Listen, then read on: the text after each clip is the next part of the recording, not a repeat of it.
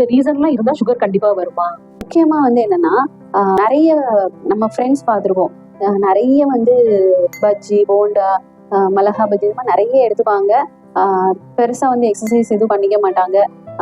டயட்ல எல்லாம் இருக்க மாட்டாங்க. எல்லா விதமான ஃபுட் எடுப்பாங்க. மிட் நைட்ல வந்து ஃபுட் எடுத்துப்பாங்க. ஏர்லி மார்னிங் சாப்பிடுவாங்க. ஆனா அவங்களுக்கு வந்து சுகர் வந்து கண்ட்ரோலா இருக்கும். பட் இன்னும் சில பேர் பார்த்துட்டு இருக்கோம், நம்ம வந்து எப்பயுமே ரொம்ப காஷியஸா இருப்பாங்க. ஃபுட்ல ஸ்வீட்லாம் கம்மியா போட்டு தான் டீ காஃபி எடுத்துப்பாங்க. ரொம்ப வந்து பிசிக்கல் எக்ஸசைஸ் கரெக்டா பண்ணிட்டு இருப்பாங்க. பட் அவங்களுக்குமே சம்டைம்ஸ் வந்து சுகர் வந்து அஃபெக்ட் ஆகிட்டு இருக்கும். பட் ஏன் இது வருது, என்ன டிஃபரன்ஸ் இது அப்படின்னு பார்த்தோம்னா, இதுதான் வந்து ஜெனட்டிக்கல் அப்படின்னு சொல்லுவாங்க. மரபணு ரீதியாக அவங்களுக்கு இந்த நோய் வந்து வருது. ஸோ ஜெனட்டிக்கல் டிசீஸ் அப்படிங்கிறது வந்து நிறைய டிசீசஸ் இருக்கு. அதுல ஒரு டிசீஸ் வந்து சுகர் அப்படின்னு சொல்லலாம். ஸோ இந்த சர்க்கரை வியாதி வந்து முக்கியமா தாத்தாக்கு இருக்கு, அப்பாவுக்கு இருக்கு, இப்போ எனக்கு இருக்கு அப்படின்னு சொல்லிட்டு இந்த ஜெனட்டிக்கல் டிசீஸ் வந்து நம்மளுக்கு வந்து ஒரு வகை. இன்னொன்று வந்து என்ன அப்படின்னா, நம்மளோட லைஃப் ஸ்டைல் அப்படிங்கிறது வந்து உடல் அசைவு இல்லாம ஒரே இடத்துல உட்கார்ந்துருக்கிறது.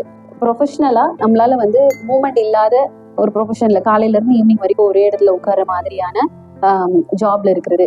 இல்லைன்னா வந்து பிசிக்கல் எக்ஸசைஸ் போதுமான அளவுக்கு நம்மளோட உடல்ல வந்து நம்ம எடுத்துக்கிற ஃபுட்டுக்கு ஈக்குவலான பிசிக்கல் எக்ஸசைஸ் வந்து நம்ம பண்ணாம போறது. ஸோ இந்த மாதிரியான நிறைய காரணங்கள் இருக்கு. இதுல முக்கியமா இன்னொரு ரீசன் என்ன அப்படின்னா, நம்மளோட ஸ்ட்ரெஸ்.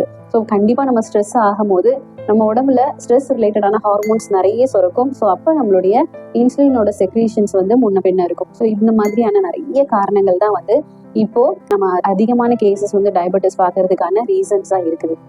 லைக் பண்ணுங்க, ஷேர் பண்ணுங்க, கமெண்ட் பண்ணுங்க. Bye, thank you.